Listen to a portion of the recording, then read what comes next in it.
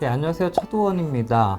애플카, 심심함에 튀어나오는 모빌리티의 난제 중에 하나죠. 과연 언제쯤 우리가 볼 수 있을까요? 최근에 관심을 받는 내용들은 애플의 특허, 조직 개편, 그리고 무엇보다 국내와 해외 언론들이 주고받는 다양한 기사들을 우리가 볼 수 있는데요. 과연 최근에는 애플이 어떻게 움직이고 있는지 살펴보도록 하겠습니다.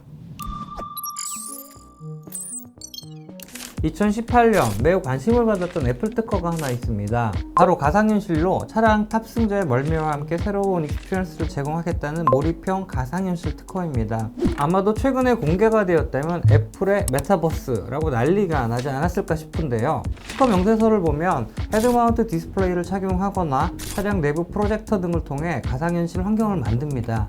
즉 자동차가 하나에 움직이는 VR에 도움이 되는 특허인데요.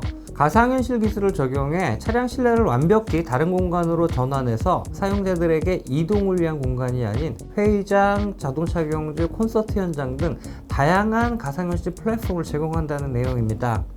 뿐만 아니라 제가 서울이 아닌 런던, 파리 등 특정 도시를 선택하면 운전 중 런던에서 운전하는 환경을 제공하기도 하고요. 가상현실을 통해 제공되는 공간감은 실제 탑승하고 있는 차량의 실내보다 커다란 차량에 탑승하고 있다는 느낌을 제공해서 탑승자들에게 보다 쾌적한 사용자 경험과 감성을 제공할 수 있다는 장점도 있습니다. 애플이 기획하고 있는 자율주행차는 윈도우가 없다는 소문이 많이 돌았는데요. 2015년 애플의 타이탄 프로젝트에 관심을 끌었을 때 자율주행차 윈드실드에 다양한 정보를 제공하는 27인치에서 50인치 헤드업 디스플레이도 개발한다는 언론 기사도 주목을 받은 적이 있습니다. 헤드 마운티드 디스플레이나 내부 스크린을 통해 외부 환경과 콘텐츠를 제공하는 방식으로 알려져 있어 몰입도 높은 가상현실 기능의 구현이 가능하다는 판단을 하게 한 특허입니다. 현재 아우디를 비롯해서 자율주행차를 개발하고 있는 많은 기업들이 자율주행차 내에서 탑승자에게 제공하는 가장 유망한 서비스로 가상현실을 꼽고 있습니다. 바로 애플의 영향이 아닐까 싶습니다.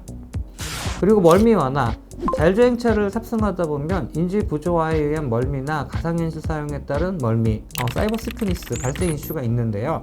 해당 특허에는 밴드와 좌석에 설치된 센서, 카메라 등을 통해서 탑승객의 움직임을 파악하고 멀미 상태를 파악을 합니다. 탑승자가 멀미를 앓고 있다고 판단되면 가상현실을 통해서 조정해주는 특허입니다.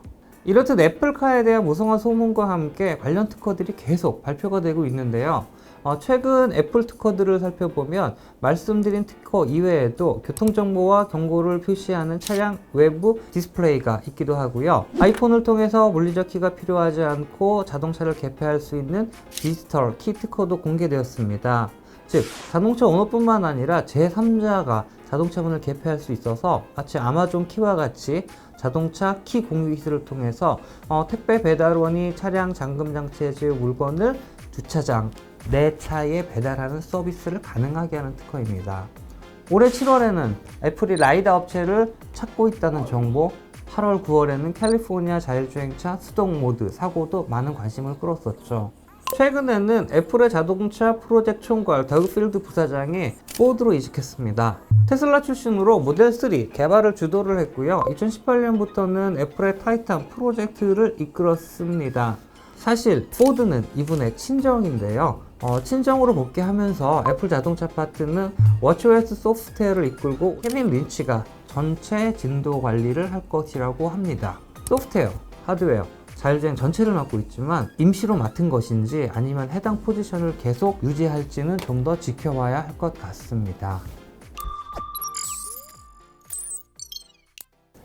애플카의 키포인트, 당연히 기존 애플 제품과 디자인 계보를 잇는 사용자 경험과 유저 인터페이스, 시대에 맞는 자동차 지원 시스템과 커넥티드 기능이겠죠. 처음에 애플은 소프트웨어와 사용자 경험에 집중했다가 이제는 배터리, 라이다 등 핵심 하드웨어에도 관심을 갖고 있는 것으로 알려져 있습니다. 최근 애플을 접촉한 업체들을 살펴보면 자율주행 기술, 설계 솔루션, 커넥티드 중심의 소프트웨어 아키텍처, 배터리, 충전 등에 관심이 있고요. 특허들 가운데는 서비스의 영역들도 다수 포함이 되어 있습니다. 즉 최첨단 차량을 만들겠다는 의지를 담고 있는 것으로 파악이 되는데요. 어쨌든 애플카의 지향점은 이렇듯 명확합니다. 이젠 디자인, 하드웨어 경쟁을 넘어서 혁신 한계에 부딪힌 스마트폰 시장을 대체할 분야가 필요하다는 거죠. 그리고 2조 달러 규모가 넘는 자동차 시장은 아마도 넥스트 모바일 디바이스로 보고 있는 것 같은데요. 이미 소니, LG전자 등도 자동차 산업의 강자로 등장한 게 현실입니다. 전기차가 바퀴 위에 스마트폰이란 말이 있습니다. 자동차는 스마트폰과 달리 사고가 나면 1차, 2차 사고 등 연속적으로 이어질 수가 있고 운전자나 탑승자의 목숨까지 앗아갈 수 있기 때문에 전 받아들일 수는 없지만 사이즈만 다를 뿐 배터리, 이동, 그리고 움직이는 차세대 디바이스, 사람들의 생활의 중심이라는 점에서는 인정을 합니다. 바로 애플이 자신 있어 하는 분야죠. 컨설팅 업체 퓨처브리지는 2030년까지 전 세계 판매 차량의 98%가 커넥티드화 될 것으로 예측했습니다. 이에 따라서 완성차 업체의 하드웨어 소프트웨어 개발 비중이 현재 9대 1 수준이라면 2030년에는 5대 5 수준으로 이를 것으로 보고 있는데요. 자동차에서 파생되는 가치도 현재 하드웨어가 80에서 90% 수준이라면 2030년도에는 30에서 40%로 줄어들고 같은 기간 소프트웨어는 8에서 10%에서 40에서 50%, 컨텐츠는 3에서 5%에서 18에서 22%로 증가할 것으로 내다봤습니다. 애플이 강한 시장, 과연 애플은 이런 시장을 보고만 있지는 않겠죠?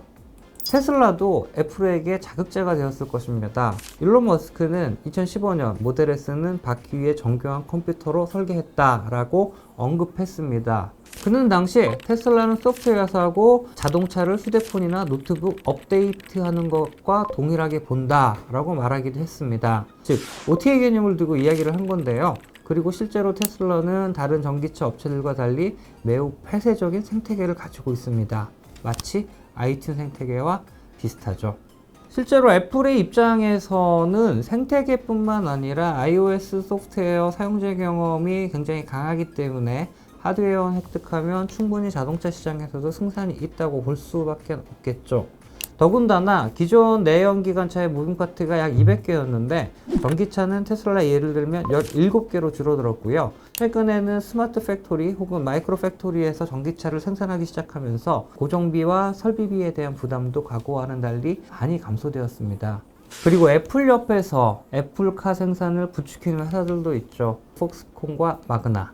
폭스콘은 ODM, 제조자 개발 생산 방식으로 아이폰 등을 생산하면서 자신감이 붙어 있고요. 최고의 자동차 ODM 업체인 마그나는 이미 애플과의 최고 협력 업체가 될 것이라 이야기가 돌고 있습니다. 폭스콘은 전 세계 1200개 이상의 부품 공급 업체들과 협력해 전기차를 생산하겠다는 내용을 발표했고요.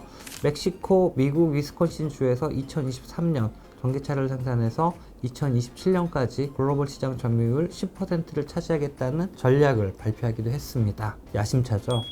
폭스콘 공장에는 이미 애플 제품 개발을 위한 장비들과 관련된 엔지니어, 테크니션들이 다수 포진해 있겠죠. 애플이 테슬라의 자극을 받았겠지만 테슬라처럼 자체 공장을 건설하고 운영하는데 수십억 달러를 투자하지는 않을 것으로 보입니다. 아마도 애플의 자동차 시장 진입 결정 및 발표 시기, 시간 끌기는 ODM 업체들을 긴장시키고 ODM 업체들이 보다 좋은 협력 조건을 제시하는데 시간을 주기 위한 것은 아닐까요? 애플의 전략일까요? 조금 더 지켜봐야 할 것 같습니다. 최근 애플의 계획은 3개의 커멘트로 정리할 수 있습니다. 모건 스탠리 어널리스트는 지난 9월 6일 자동차는 본질적으로 차세대 모바일 기기고 애플이 수년간 집중해온 카테고리다 라고 언급하면서 애플은 컴퓨팅이 인간의 일상생활의 중심이 될 시장에 초점을 맞추는 경향이 있다고 말했습니다. 또한 현재 애플의 초점은 디자인과 차량 자체에 있다고 생각하지만 장기적인 서비스에 대한 계획이 잘 수립돼 있다라고 언급하기도 했죠. 폭스바겐 CEO 수소차에 아주 까칠하죠. 역시 허버트 디스 이분도 한마디 했습니다. 애플의 루머와 보고서들은 여전히 논리적이다 라고 이야기하면서도 애플카가 출시되어도 하룻밤 사이에 자동차 산업에 영향을 미치진 못할 것이다 라고 이야기했죠. 투자사 번스타인은 보고서를 통해서 2025년 자체 전기차 출시, 2030년까지 150만 대 판매가 가능하다라는 의견을 내놓았고요. 2024년, 2025년 양산에 대한 이야기는 파트너십에 대한 루머와 함께 끊임없이 피어나고 있습니다. 자동차 개발의 ISO 활용, 자율주행 개발 및 캘리포니아주 시험 운행 확대는 이미 알려진 내용이고요.